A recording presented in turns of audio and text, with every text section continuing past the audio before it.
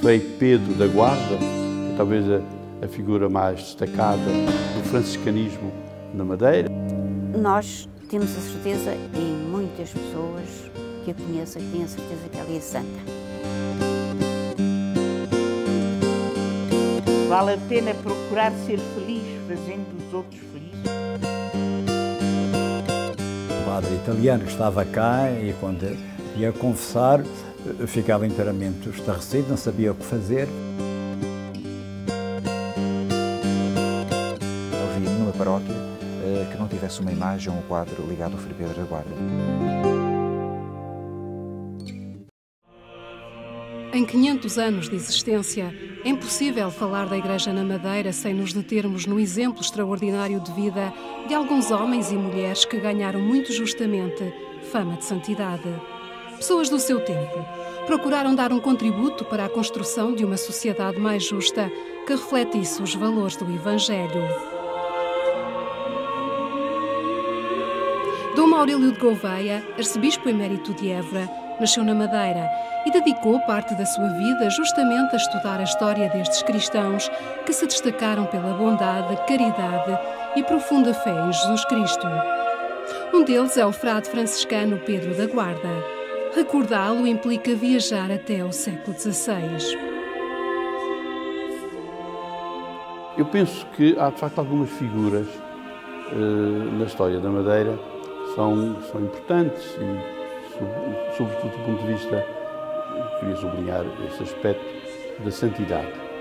Não conheço muito a minha área, não sei muito a história, mas dediquei-me um pouco mais a conhecer do século XIX, do século XX, primeira metade do século XX, mas lembraria uma figura extraordinária, emblemática da Madeira, que é Frei Pedro da Guarda, que é talvez a figura mais destacada do franciscanismo na Madeira, veio para cá ainda no século XV, uma figura realmente extraordinária, pela sua santidade, até por dons sobrenaturais que teve, e que marcou a história da Madeira durante séculos.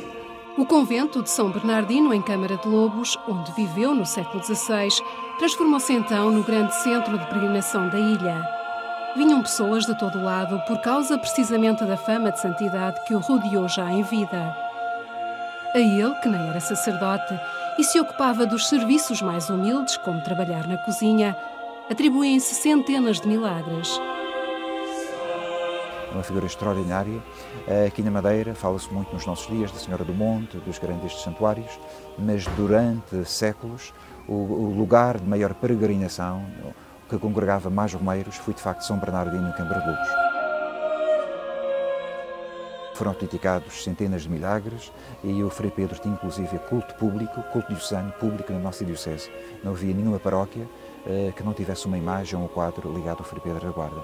É uma figura extraordinária, muito simples, um irmão que era cozinheiro, desempenhava depois os serviços humildes, fraternos do convento, mas deixou uma marca profunda de santidade aqui na nossa diocese e que importa reconhecer, valorizar e dar a conhecer também. E certamente acontecerá com as obras de restauro do convento de São Bernardino que estão em curso e que era de alguma forma, era e continua a ser a joia do franciscanismo aqui na nossa diocese.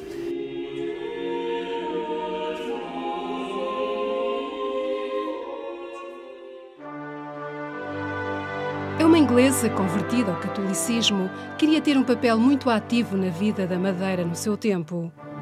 A santidade de Mary Wilson difundiu-se na ilha através das muitas obras que iniciou e dinamizou nas áreas da saúde, educação e junto dos pobres. A Mary Wilson é uma inglesa que veio para cá, jovem enfermeira convertida, que passado um ano já estava a ensinar às crianças pobres ali no Torreão, que é um local aqui no centro da cidade. E começou e foi, dedicou-se ao ensino e restaurou hospitais como o de Santa Cruz e fundou um colégio, depois acabou por fundar muitas escolas pela ilha, em colaboração com o bispo de então, o Dom Agostinho Barreto, fundaram colégios, escolas pequeninas para gente pobre, Santana, Arte de São Jorge, Porto Muniz, enfim, Machico, Funchal. O seu empenho, perseverança e o entusiasmo que punha em todas as coisas levou o bispo a convidá-la para fundar uma congregação. Corria o ano de 1884. A congregação é vulgarmente conhecida por Vitorianas, apesar do nome oficial ser Congregação das Irmãs Franciscanas de Nossa Senhora das Vitórias. Anglicana, convertida com enorme fervor ao catolicismo, Mary Wilson fez várias viagens a lugares sagrados e decidiu tirar o curso de enfermagem para trabalhar junto dos enfermos. Vir a Portugal, mais precisamente à Madeira, não estaria nos seus planos, mas aconteceu por ser necessário acompanhar uma pessoa doente. Na altura, a Madeira era muito conhecida pelos ingleses, até tínhamos várias fábricas aqui na ilha. Isto em 1881. Ela chegou à Madeira pela primeira vez. Duas coisas a encantou, que foi a beleza natural, por tudo aquilo que a Madeira tinha de original na altura, em 1881. Poderá imaginar como é que era Portugal e concretamente esta ilha, num pontinho no oceano. E então ela, pela beleza, deixou-se ficar, mas foi mais profunda a razão que a fez ficar na Madeira, foram os pobres. Ela sentiu uma paixão e uma compaixão para dedicar-se às pessoas mais necessitadas cá na ilha. E então, em 3 anos, ela montou, juntamente com, deu-se a conhecer ao bispo de então, e depressa fundou várias obras de caridade pela ilha. Começou por dispensários, escolinhas, a catequese, aprendeu com facilidade o português, com facilidade dentro das suas especialidades. Ela estava com 43 anos, quando cá chegou, e viveu até aos 76 nesta ilha. Havia uma congregação das Irmãs Vicentinas na rua Princesa Dona Amélia, e era um internato. Ela pediu uma menina que fosse de boas maneiras, inteligente, para ajudá-la na sua missão. E então, a 15 de janeiro, ela escreve na sua agenda, temos no museu, como relíquia também, um documento onde ela diz: a 15 de janeiro de 1884, a Amélia Amaro de Sá e a Maria de São Francisco Wilson juntaram-se para fundar a congregação. Pronto, a partir daí ela continuou, fundou muitas escolas. Na altura o ensino não havia escolas, muito poucas, e ela começou a fundar escolinhas por toda a ilha, desde Porto Menês até Funchal, Câmara de Lobos, por todo o Corral das Freiras. A congregação foi fundada em 1884, mas só deu os primeiros passos fora de Portugal em 1938, quando se estabeleceu em Moçambique. A partir dali, o nome de Mary Jane Wilson acompanha as Irmãs Vitorianas em 11 países e em 4 continentes. O processo de beatificação desta irmã esteve parado durante bastante tempo e só em outubro de 2013 é que o Papa Francisco aprovou a publicação do decreto que reconhece as virtudes heroicas de Mary Jane Wilson, uma das fases do processo que leva à proclamação de um fiel católico como beato. A irmã Diamantina esteve profundamente envolvida neste processo, tendo inclusivamente frequentado em Roma um curso de postuladores. Para esta vitoriana, não restam quaisquer dúvidas sobre a santidade de Mary Wilson. Nós temos a certeza, e muitas pessoas que a conhecem têm a certeza que ela é santa. Evidentemente que não há dúvidas sobre isso, só que é preciso que haja algo de extraordinário lá da parte de Deus para que a Igreja também definitivamente diga: é santa. É beata, primeiro vem a beatificação, para que o que é preciso um milagre.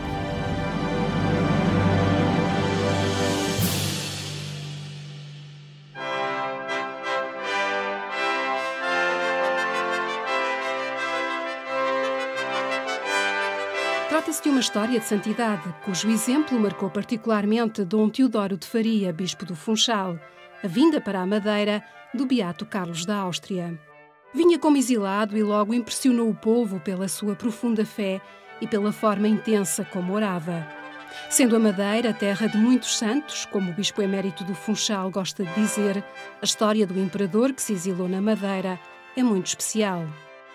Eu pedi ao Papa para a beatificação, para beatificar, porque um dos filhos dele, que já morreu, era muito caro amigo, nós aqui andamos lá em Roma, lá na congregação e com o secretário do Papa a ver se nós conseguíamos que fosse para a frente um processo que tinha terminado, mas que devido, penso eu, aos políticos lá da Áustria e não ia para a frente. E lá um dia disseram-me na congregação, olha, a única coisa é se o senhor for falar com o Papa. Eu lá falei muitas vezes com João Paulo II, éramos até amigos, porque eu queria ver a Madeira, ele queria vir primeiro, antes de eu querer, ele queria. E então foi eu lá, o filho do imperador, com muitos baixos assinados, e ele fixou, poucos dias depois, a data da beatificação, porque ele chamava-se Carlos, porque o pai do imperador tinha combatido na guerra e tinha uma grande admiração pelo imperador Carlos, para aquilo que ele lá via. O legado espiritual do imperador Carlos da Áustria é marcante. Em vida, pediu a várias pessoas que rezassem por ele. Nasceriam assim os Cavaleiros de Colombo, grupos de oração espalhados por diversos continentes e que só nos Estados Unidos da América reúnem mais de 1 milhão de cristãos. Agora, estes grupos de oração querem transformar-se também em grupos de evangelização, inspirados no legado do imperador Carlos da Áustria, e pediram expressamente apoio a Dom Teodoro. Arranjar um grupo dentro destes dos cavaleiros que se dedique à evangelização e que tenham como padroeiro o Beato Carlos, por causa do seu exemplo como pai de família, como catequista dos seus filhos, como homem da paz e como o exemplo do perfeito governante. Quando se pergunta quem são os santos da Madeira, é provável que muitos refiram os nomes de Carlos da Áustria e de Mary Wilson, ou da irmã Maria do Monte e da Madre Virgínia Brites. Mas houve outras figuras extraordinárias, como Dom Eugénia de Canavial, que provavelmente serão menos conhecidas e poderão até um dia cair no esquecimento. Mas isso não acontecerá, por certo, se depender da vontade da Irmã do Bom Pastor, conhecida na Madeira pela sua presença regular aos microfones da rádio. Esta irmã, da Congregação da Apresentação de Maria, recorda-nos Eugénia de Canavial e o seu notável trabalho assistencial como o lactário que fundou com a Madre Maria da Santíssima Trindade.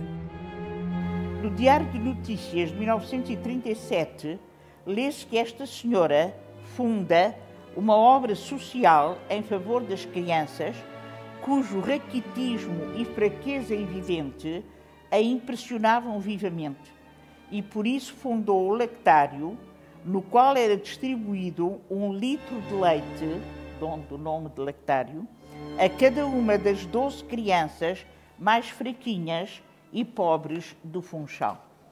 A Irmã do Bom Pastor, que recordou o trabalho assistencial de Eugénia de Canavial, como foi o lactário para as crianças mais doentes e pobres do Funchal, sintetiza a sua vida dizendo que foi feliz fazendo os outros felizes. Vale a pena ser bom, fazer o bem.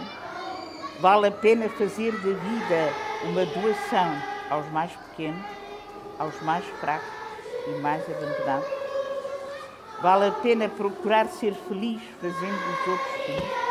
Esse foi o itinerário de vida de Eugénia de Canavial.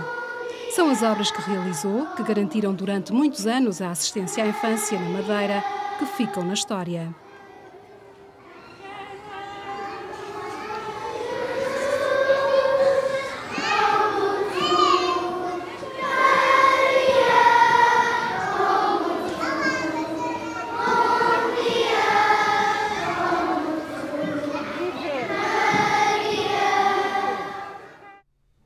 Para o Bispo Natural da Madeira, há ainda que acrescentar 2 nomes àqueles cujos percursos de vida os aproximaram da santidade: Monsenhor Paiva e o Padre Laurindo, Talvez tenha sido ele o inspirador da ideia da Casa do Gaiato. Monsenhor Paiva foi talvez o padre mais extraordinário que a Madeira teve no século XX, uma figura notável, o Parque de São Pedro, foi notável como pastor. Toda a gente ia para lá, os ricos, os pobres, o imperador, a amada Virgínia, toda a gente ia lá, porque ele aconselhava, confessava, instruía, chamavam-me de noite, pessoas que não praticavam durante a vida, no fim da vida queriam encontrar-se. Ele ia muitas vezes secretamente de noite atender essas pessoas antes de morrer. Ele teve uma visão muito interessante da formação de crianças, formação de jovens, criou o chamado Patronato de São Pedro, muito conhecido, onde ele formou jovens no teatro. Era uma figura realmente multifacetada, não é? É outra história de vida cuja fama de santidade também continua viva nos dias de hoje. Na memória de muitos madeirenses está ainda a história da irmã Maria do Monte Pereira, uma mulher mística, contemplativa, que levou a sua vida a trabalhar com doentes do foro psiquiátrico. O processo de beatificação foi acompanhado de perto em Roma por Dom Teodoro Faria. E depois temos uma outra irmã, que é da minha paróquia, que também foi já do século XIX, que passou para o século XX, uma mística, uma contemplativa, e ela vai ter uma missão muito especial dentro do mundo da contemplação e dos místicos. E o confessor, que era um padre italiano que estava cá, e quando ia confessar, ficava inteiramente estarrecido, não sabia o que fazer, escreveu um padre jesuíta, que era um grande perito, franciscano, desculpe, um grande perito nesse campo, começou a lhe dizer como era que ele devia tratar. E assim temos, portanto, todas as revelações e a vida mística dessa mulher. Tal como a irmã Maria do Monte, também a Madre Virgínia Brites se destacou pela sua experiência mística e devoção ao Imaculado Coração de Maria, um exemplo forte da presença franciscana nos percursos de santidade na história da Igreja da Madeira. Uma mística e que, de facto, transmite essa mensagem extraordinária da devoção ao Imaculado Coração de Maria, pedindo também a consagração do mundo ao Imaculado Coração de Maria e a Diocese, e pedindo também ao Papa a proclamação do dogma da Assunção de Nossa Senhora ao Céu. Portanto, tudo aquilo que é a mensagem de Fátima foi algo que começou por aqui, através das revelações, digamos assim, de Nossa Senhora à Madre Virgínia Brites da Paixão.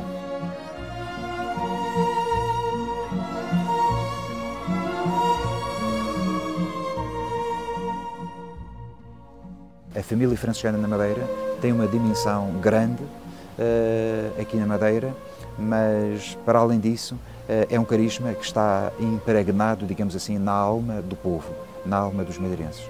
E, por isso, a Ordem Franciscana, a primeira ordem, não tem assim propriamente muito património edificado, mas tem de facto uma alma e um carisma que se confunde com a cultura da Madeira, com a cultura do povo madeirense. Conhecida como a última abadesa do Convento das Mercês, da Ordem de Santa Clara, Madre Virgínia viveu intensamente os tempos conturbados da implantação da República e da hostilidade à Igreja. Depois da Revolução de 1910, o convento foi fechado, ela voltou para a Casa dos Pais em Santo António, o Lombo dos Aguiares, onde foi uma vida notável, quase uma ermita. Era a figura mais querida do povo madeirense, as pessoas gostavam dela. Bom, uma figura realmente notável. Afinal, o que haverá na Madeira que tenha inspirado estes homens e mulheres a levarem vidas tão singulares? O mar dá à Ilha da Madeira um contexto específico, a determinar também os percursos de santidade. Quando fui para o Alentejo, alguém me falou, o Alentejo tem essas características, o povo alentejano. Uma delas é o povo alentejano não é muito aberto à primeira vista, mas depois de se dar com a pessoa, dá a camisa. E eu digo, vou-me dar bem com eles. E de facto, dei-me bem com eles. Houve uma sintonia total. Nós aqui na Madeira vemos o mar. Vemos o mar. Estamos aqui, vemos o mar. No Alentejo não vemos o mar, mas na planura. Planura que parece o mar. No outro, eu não sei, um pouco favorece a contemplação, a meditação. Outra característica do povo alentejano é um povo simples. Devo dizer que às vezes perguntavam se eu era alentejano. Eu disse, não, sou alentejano. Eu digo, nasci madeirense, mas sou batizado alentejano. A vida cristã continua fortemente enraizada na Madeira. O frade Pedro da Guarda, o imperador Carlos da Áustria, as madres Virgínia Brites da Paixão, Mary Wilson, Maria do Monte, Eugénia de Canavial e Irmã da Trindade foram modelos de vida e de santidade para toda a comunidade madeirense. São vidas que continuam a inspirar atitudes e comportamentos, não apenas na Madeira, mas no mundo inteiro.